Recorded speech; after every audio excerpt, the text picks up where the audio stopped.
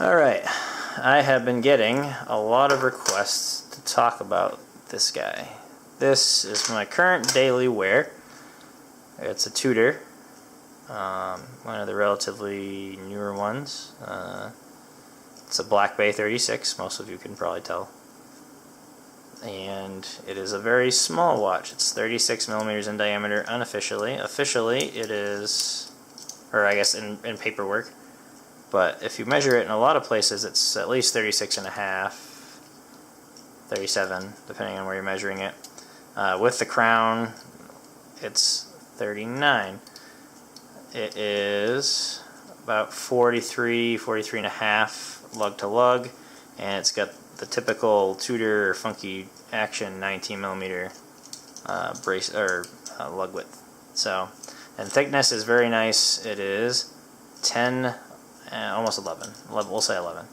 So, what is going on with this watch? It is a no date. It's basically the dial off of a Black Bay with no bezel, almost to the exact size.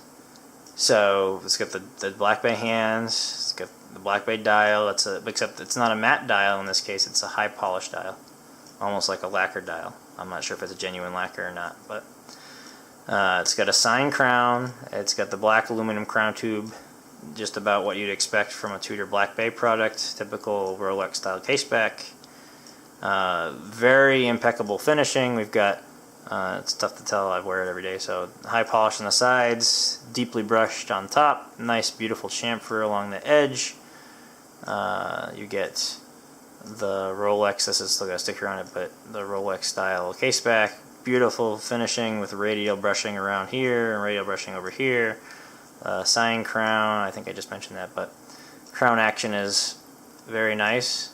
Hand winding, hacking, the whole shebang. No date on this, so there's no second position. It's got an ETA 2824 in it.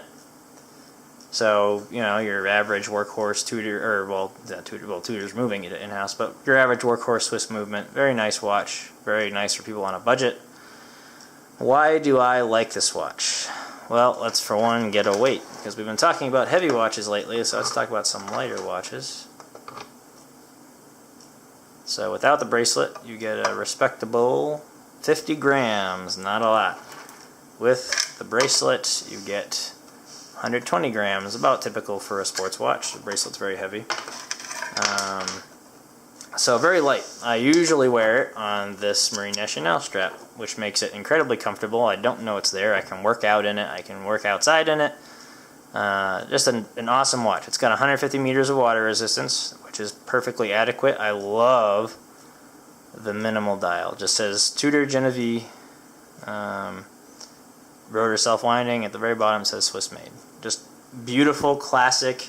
The lume is insane. It's, to me, on par with the Seiko Monster or any other of the Japanese super lume watches. The bracelet is impeccable. It's got solid end links. It's just, you can tell I wore it a lot. It's got all brushed on the top, oyster, polished sides, screw links. This mechanism is cool. It's the Tudor shield, and it's actually on like a ceramic ball bearing system, so it just, let's see if I can do this gently. It just sucks in. I want to try and get it. It's like a detent on a knife, if you're familiar with that. There we go. And the same thing for this part. You can see them over here. So it's nice, Tudor Genevieve, you know, typical, impeccable, 3 micro adjusts. Very solid, very comfortable bracelet. It's just hot out, so I kind of prefer this. So it's been running about, when I first got it, it was running about -4. Now it's between +6 and +10. It's not the most incredibly adjusted movement. It's not supposed to be COSC. It's not really COSC. I don't really care. It's a mechanical watch. I don't mind setting it every once in a while. I love typical Rolex attention to detail that the baton minute hand just perfectly reaches the edge, that like the outer edge of the minute track. That just makes me happy. It's just attention to detail there. And the second hand is just a smidge longer. Snowflake hand doesn't bug me. The fact that it's a dive watch style dial doesn't bug me. It's awesome. So the negatives of this watch so far, I mean, I would have liked the slightly more adjusted movement. I mean, that's just nitpicking. And the bracelet, I'd say if you have a bigger wrist than a 7-inch wrist, you're gonna need to buy not, I don't give them to you, extra links for this bracelet. And I think they probably do sell half links, but it doesn't come with any. So you better hope that some combination of full links and micro adjusts matches your hand, and that your wrist doesn't swell a lot during the day, because almost certainly you're going to be on one end or the other of this clasp. So that's really the only nitpick I have. I mean, just look at how fluid this bracelet is. It's just insane. Blows my mind. Incredibly comfortable, very curved. I mean, possibly the most comfortable bracelet I've ever worn. Very, very incredible bracelet. I mean, like, it's about as fluid as it gets. Everyone should be doing bracelets like this. It's got a decent power reserve. Like I said, the loom is some of the best I've ever seen. All night, easy, like easy. You come in from being outside and it looks like your wrist's on fire, very and bright green. But when you're outside, and even when you're outside in bright sunlight, the loom is bright Arctic white. So I love the kind of steeper triangle on this dial. It just makes me happy. That's all. You know, the crown tube spacer, people don't like it. Doesn't really bug me. I don't notice it. Would I prefer if it was right flush to the case? Probably. Does it bug me though? No. Am I going to call it a negative? No. It's just a design feature. The Tudor style kind of slab case, does that bug me? No. It's very comfortable. The only other real nitpick I have is again kind of with the bracelet. It's 19 mil lug width. Like, just do 20 mil, guys. It's not hard. The Tudor's famous for this though. The vintage watches have 19 mil lug width. I don't know if someone over there has just like a thing for 19 mil lug width. You can get 19 mil bracelets and straps and things, but this one's a 20, 21-ish, and I just kind of jam it in there. It's fine. But yeah, a 20 would be great. It's very 20 is kind of like the natural size for most bands and bracelets, so I don't know. It'd be great, but really otherwise this is about my perfect watch. Good size, nice and light, very comfortable, incredibly legible, good loom, very durable.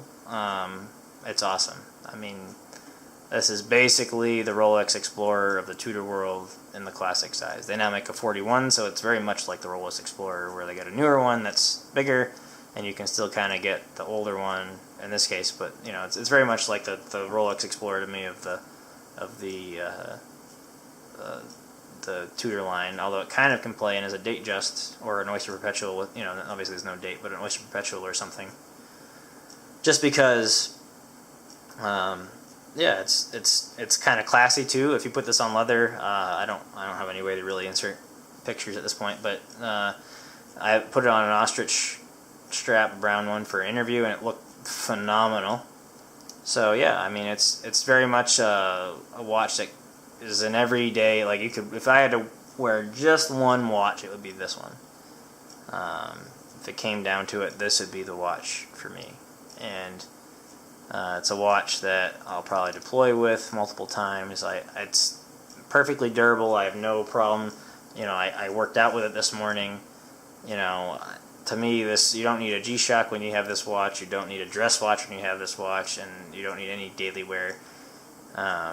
It's just what it is. It's an awesome watch. So, hope everyone likes this video. If you have any questions, definitely hit me up in the comments. I'm sure I'll do more videos on this guy later on to show it for different straps and stuff, and to give you a more long-term review. But yeah, so far, after, you know, I've been wearing it for a little while now, and I love it. Keeps great time. Can't complain. So see you in the comments. Have a great night. Bye.